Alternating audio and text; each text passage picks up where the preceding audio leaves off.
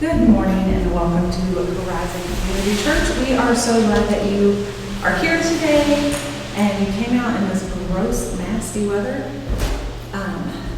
We're changing things up a little bit musically, so we're going for vacation vibes.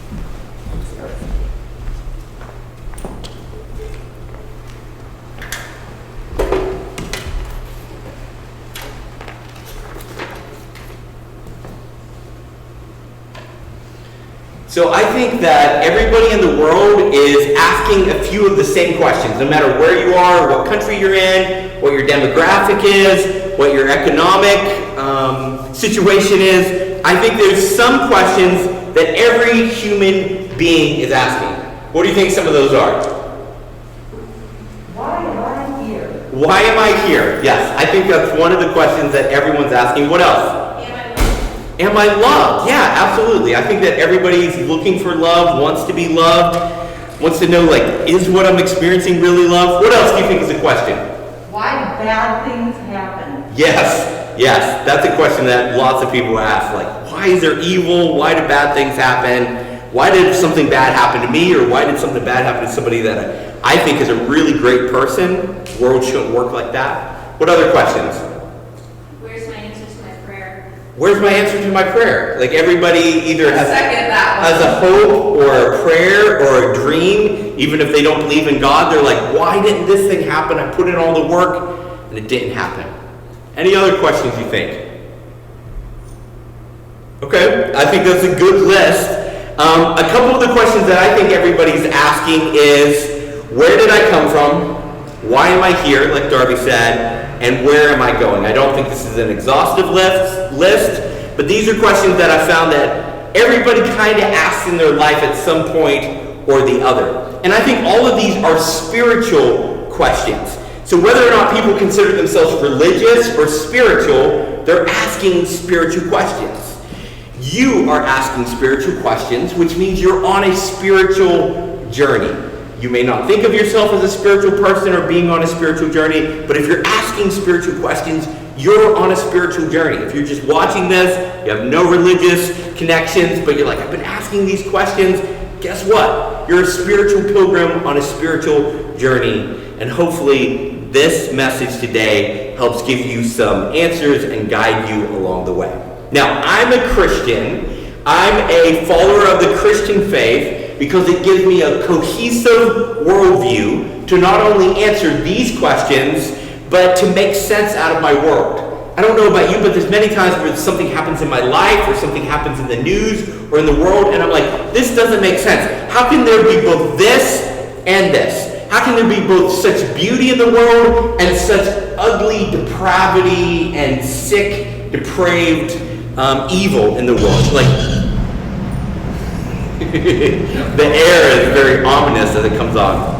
How can there be these two such opposing different paradigms in the same world? And one of the reasons that I'm a disciple, a student of the way that Jesus lived and loved, is because his life gives me a worldview to make sense out of not only what I'm experiencing, but what's happening all around me. To make sense of the contradictions in our world and in our lives. Take, for instance, 9/11. Right? It was a time of horrific human evil. You see people who are committing suicide to not only murder the people on the plane, but to murder thousands of people in a building. But at the exact same time, you have heroic first responders who are sacrificing their lives, laying down their lives to save even one other human life. And so in this one moment, you have both the nobility of humanity and the depravity of humanity both on display in 1 minute. And one of the reasons I'm a Christian is because it gives me a worldview, a way to make sense of these things. It says, yes, humanity is capable of great nobility and beauty because we're made in the image of God. But we're also capable of great depravity and evil because we often choose our ways over God's ways. We choose our wisdom, what we think is right, over what God thinks is right. A worldview is a lens through which we can see the world and make sense of the world. And guess what? Everybody has one. Whether you're religious or not, whether you were born in this country or a different country, every human being develops a lens through which they make sense of the world. Everybody has a way that they make sense of what they're seeing and experiencing, what they're hearing. We construct stories out of the chaos in our lives and in our community and in our world, and that is the worldview that builds that story. The right lens can make a distorted picture clear. Now, has anyone ever gone to a 3D movie and you didn't wear the 3D glasses? I remember I went to a 3D movie with some friends, and wearing now they have glasses that have frames like sunglasses, you know. Wearing those over your glasses you're already wearing is very annoying. And so I kept taking them off and the screen's just all garbled, so you have to wear them in order to see things clearly. 3D glasses make what seem like, make a distorted, blurry image into something that's clear. And I think I put 3D glasses on everybody's chair. And it doesn't work quite as well on this projector as it does up close when it's small. But when you put on 3D glasses, all of a sudden what's distorted can become clear. It can really pop out. You can make out the details, and things that seemed just like a mess can all of a sudden seem like they're reaching out to touch you.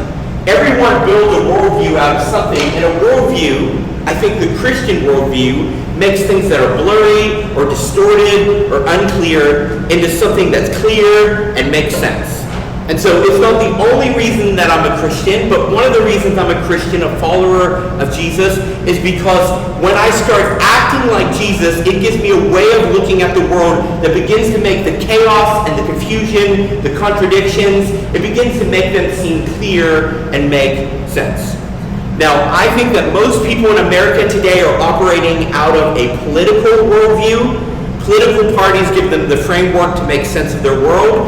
And for a long time now, for over 50 years, statistics have been telling us that people in America are becoming less religious.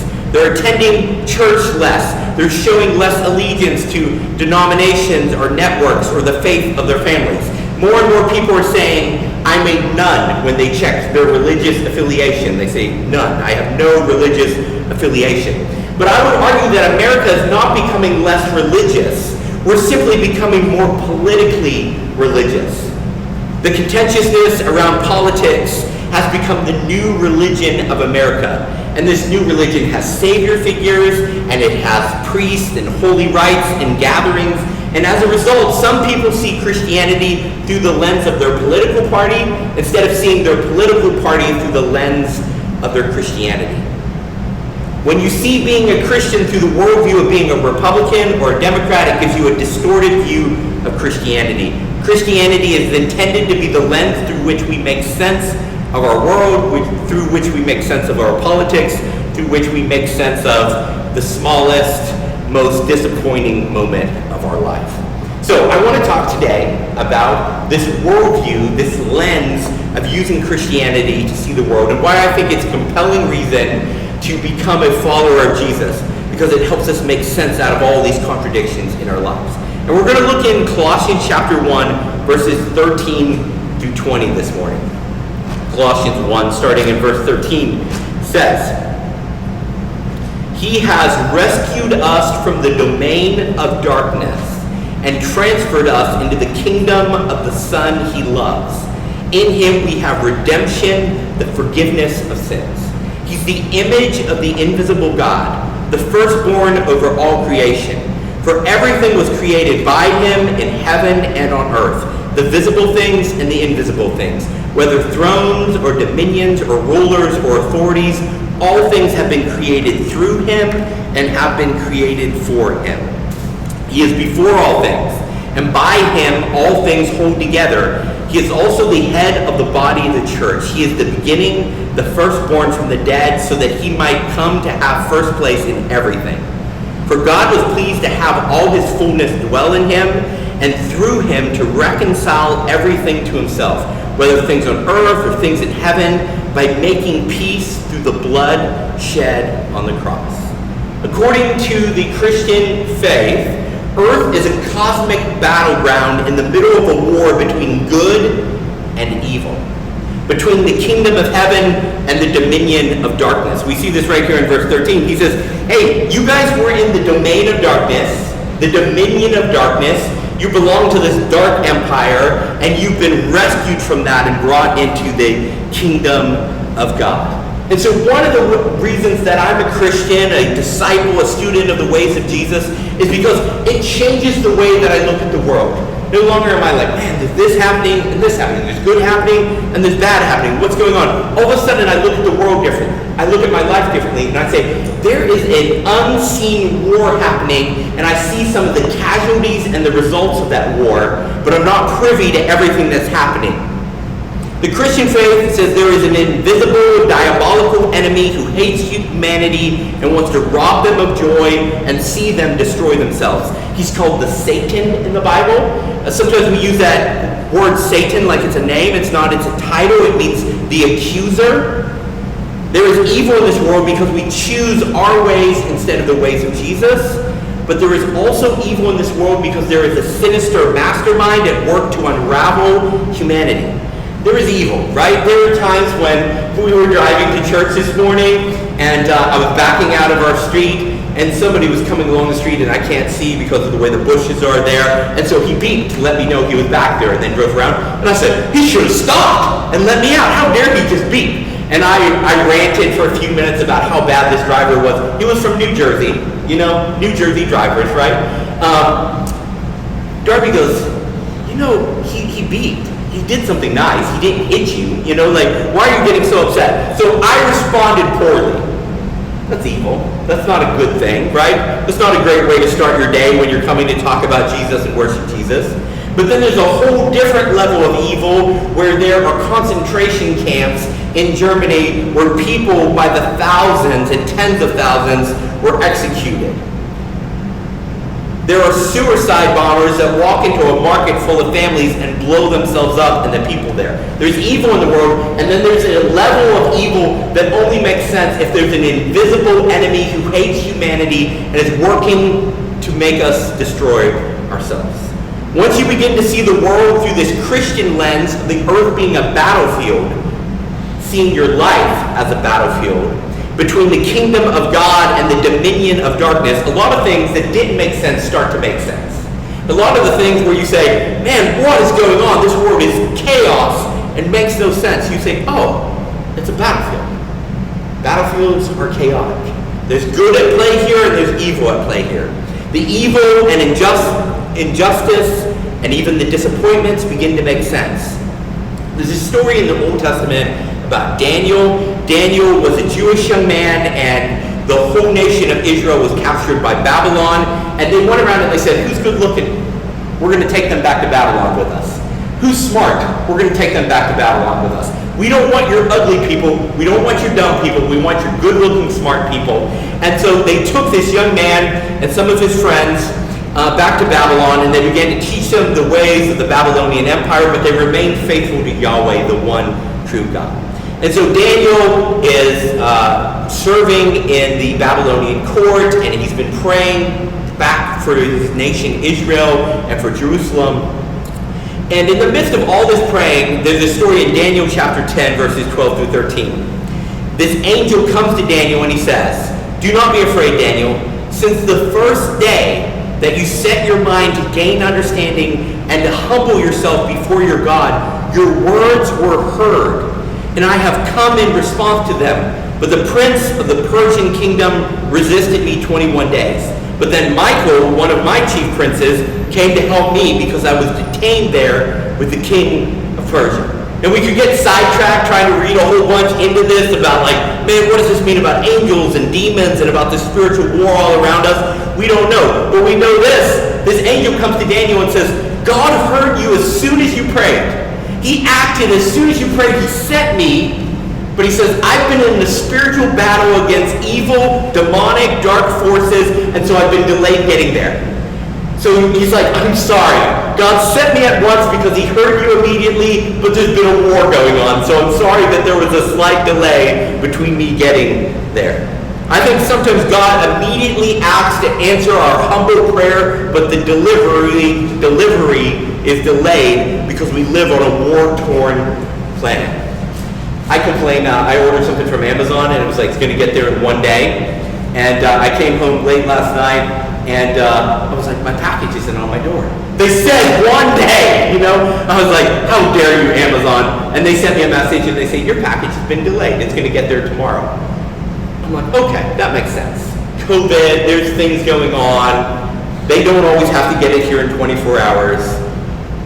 If we lived in a war-torn country, think about if we lived in Syria or something, where there's just been wars for years and years and years and chaos, and we were like, oh man, my letter didn't get here in 24 hours. How dare it? You know, you'd be like, oh, there's a war going on. the postage is going to be delayed a little bit. Sometimes when we pray, there's a delay, not because God hasn't heard us or that he doesn't care. It's because all around our prayer is a spiritual war, and fighting has delayed the result. We often blame God instead of considering the fight that spiritual forces are waging in order to carry out his command to meet our request. Many times I blame God when my blessing is out for delivery. See, when I pray, I'm engaging in cosmic war. I'm sending coded messages across enemy lines. I am moving spiritual forces on an invisible war map. This lens not only changes the way I think about prayer, it changes the way I think about the smallest thing that I do in my life, the smallest thing I say, the smallest thing I think, the smallest action I take. Jeff Christopherson was a church planter in Canada, and I really like him. I took some of his classes on church planting, and he's written a couple books, and really cool guy to sit down with. And he has this great quote. He opened one of the trainings I was in like this. He says, everything we do either builds the dominion of darkness or it builds the kingdom of God. How are you spending your days? And I was like, dang, I could walk away right now and be challenged the rest of my life, right? Everything we do either builds the kingdom of God or the kingdom of darkness. Everything you think and say and do has a spiritual effect. Are we contributing to the dominion of darkness, or are we contributing to the kingdom of God? If everything is spiritual, then everything matters. A Christian worldview makes your most mundane moments matter. C.S. Lewis, the atheist who turned Christian, said, a man who is eating or lying with his wife or preparing to go to sleep in humility, thankfulness, and temperance is by Christian standards in an infinitely higher state than one who is listening to Bach or reading Plato in a state of pride. Essentially what C.S. Lewis is saying is, the Christian who is simply going about their life with thankfulness and humility and patience is actually building an unseen kingdom, is actually helping spiritual forces win an invisible war. Nothing matters, just have fun. This is the rallying, that didn't make sense. This is the cry of the dominion of darkness. This is their advertisement. If nothing matters, just do whatever you want. Like, it doesn't matter, just burn out, just throw everything away. Hopelessness leads to meaninglessness. But the Christian worldview is full of hope. We talked about that last week. Death never gets the final word, because the whole Christian message is this. If we buried you in the ground, you'll be out of that ground eventually back on this planet one day. God hasn't given up on this war-torn planet. He's given us his son. He's invited us to join his rebellion and live with him as our king. To start acting like Jesus is king and to build his kingdom now. Jesus' crucifixion was his coronation. His death and defeat was his victory. He made peace with his blood shed on the cross. That's what it says in verse 20. By making peace through his blood shed on the cross, he's going to reconcile everything on heaven and on earth. So you say, so if Jesus dying on the cross brought peace, why is our world still wrecked? Why is it still in ruins? Why do we still see all this warfare if his death was the final victory? If his death ended the war, why do we still see so much spiritual fighting? In World War II, Japanese soldiers continued fighting in the Pacific for 3 months after Japan surrendered. One lieutenant, Hiro Onoda, he was in the Philippines. He was stationed there, and he had been trained in guerrilla tactics and warfare. And when he got there, the Allied forces were raiding the islands, and he gathered 2 other soldiers, and he ordered them into the jungles of the Philippines with him. And they went out into the jungles, and they said, we're going to do guerrilla warfare to fight the Philippines and the Allied forces there. And for 29 years, they remained in the jungles. 29 years after the end of the war, they would go and burn farms and fields, they would blow up cars, they would rob things and set fire to things. And so the Allied forces are like, we need to let these Japanese soldiers know the war is over. They don't have to fight anymore. So they flew planes over the jungle and dropped pamphlets in Japanese that said, the war is over, your country has surrendered, fighting has stopped. They said, this is propaganda, we can't believe it. And they threw it out. So one of the soldiers, eventually after a couple years of this, he said, these pamphlets have to be true. Because then they started dropping letters from their own family, and the family are like, listen, son, listen, brother, listen, grandson, the war is over. No one's making us say this. There's no reason to keep fighting. And so one of them walked out of the jungle and surrendered, and he said, look, there's 2 more guys in there, and they're never going to surrender. They're going to keep going. And so they kept burning things and blowing things up, and then one of them was actually killed. But Hiro Onoda continued to fight. As alone in the jungle, he continued to burn things and set things on fire, fight the police, and refused to come out of the jungle. Well, in the 70s, there was a Japanese young man who heard about this guy, and he said, I want to find him. So he went to the Philippines, he marched through the jungles until he found the guy, and he did an interview with him. And he's like, look, I'm from Japan. The war's been over forever. Like, this is what Japan looks like today. It's a whole different place. You don't have to fight anymore. And the soldier says, I'm not going to surrender till my commanding officer tells me the war is over. So he went back to the Japanese government, and he's like, this guy's not going to give up unless we find his commanding officer. So the Japanese military went through their records, and this guy's commanding officer had survived the war, he was still alive, and he was now working in a bookstore. So they went to him, and they said, hey, we're going to make you a new uniform, put this uniform on, we're going to fly you to the Philippines, we're going to march you to the edge of the jungle, and we need you to order your soldier in the jungles to stand down. So he goes out there, he calls out to him, the guy comes out of the jungle, he's still in his military uniform, all tattered, he still has his sword and his gun, and he finally surrenders. And we've got a picture of him walking out of the jungle here, he's in front. After 29 years of fighting a war that was over. There were people whose crops were burned and vehicles were destroyed and stuff was stolen because he was still fighting a war that didn't matter anymore. There are dark forces that are desperate and delusional despite being defeated who are still at work in this world. Jesus on the cross ended the war, but the fighting continues until he finally reigns as king.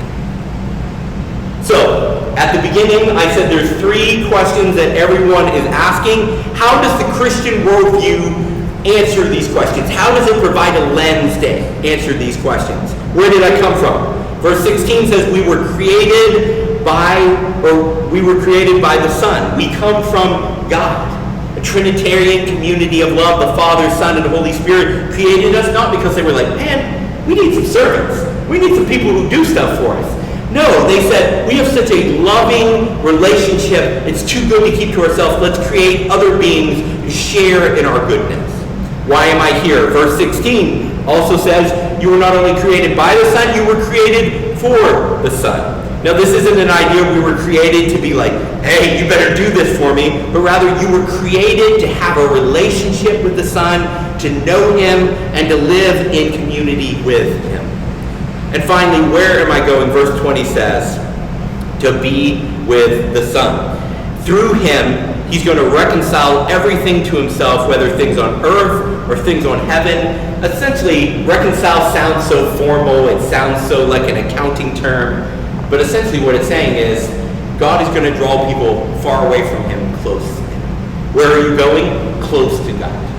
And some people are really going to love being close to God, and for some people it's going to be horrible because they've spent their whole life running away from Him. You were created out of a self-giving community of love.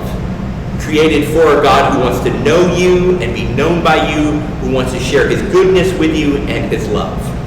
We exist to know and enjoy God forever. The Westminster Catechism, which was a statement of faith for churches that just said, this is what we believe. This is what we're about. This is what it means to be Christian. It defines the role of humankind like this: know God and enjoy Him forever. I think sometimes as churches we talk a lot about knowing God and learning about God, but we don't often talk about enjoying Him. That's what we exist for, to know God and enjoy Him. Not just know about Him, but to actually enjoy Him. We're students of the way Jesus lived and loved, but we don't work for His love, we work from His love. We were created out of love. We study and model His behavior because we want to know Him and be like Him, and we want to enjoy Him. The promise of the Christian worldview is the marriage of heaven and earth, God and mankind living and working together for eternity. This is where you are from, this is why you are here, and this is where you are going. I think that the Christian worldview provides the most compelling answers to these questions against any religion, against any belief system, against any theory on the planet. So, as we come to the end, what lenses are you wearing? What are the lenses through which you look at the world? Might I suggest that the Christian worldview is the best worldview at giving you good answers to the contradictions we see in ourselves, in our community, in our city, and in our world. Don't stop praying. That's the second thing. Because there are spiritual beings fighting a hard battle to see God's good carried out in your life.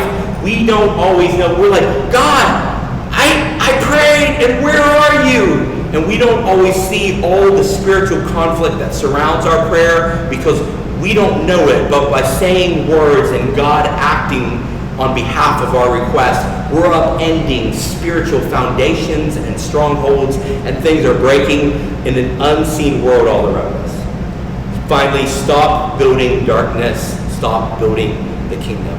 I forget sometimes how powerful words are, how powerful actions are, how powerful thoughts are, and how so many times I'm building into the dominion of darkness rather than building the kingdom of God. And sometimes that can seem overwhelming.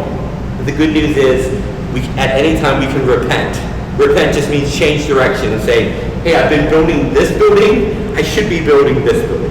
I've been saying this, but I should be saying this. I've been doing this, but I should be doing this. I'm thinking this, but I need to be thinking this. Get back to building what matters. God has strategically placed you and me here in this world and in this place to build His kingdom. Now, let's pray. Lord Jesus, thank you for your word. Thank you that you came into this world to reveal yourself to us, that we have the great privilege of knowing you and thinking and living and acting like you. Thank you for giving us your view of the world. Forgive us for so often settling for a weak worldview that doesn't really give us the satisfying answers that we want to the world's deepest problems. Show us how sufficient your view of the world is to answer the deepest longings and questions of our heart.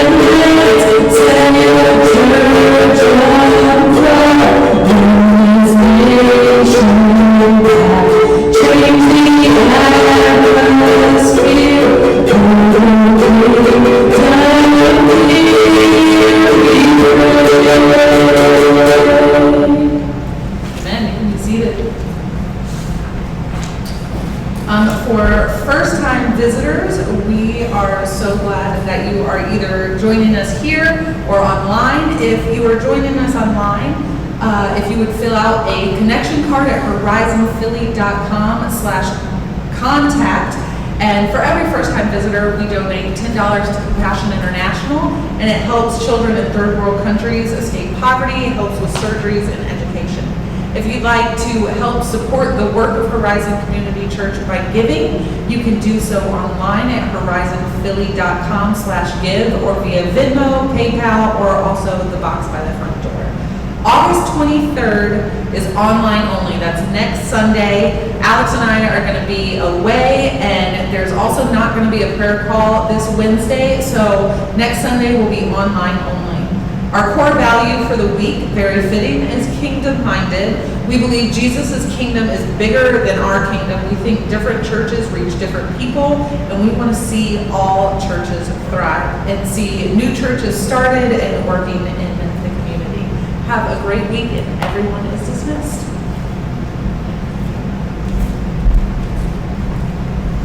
Didn't trip over the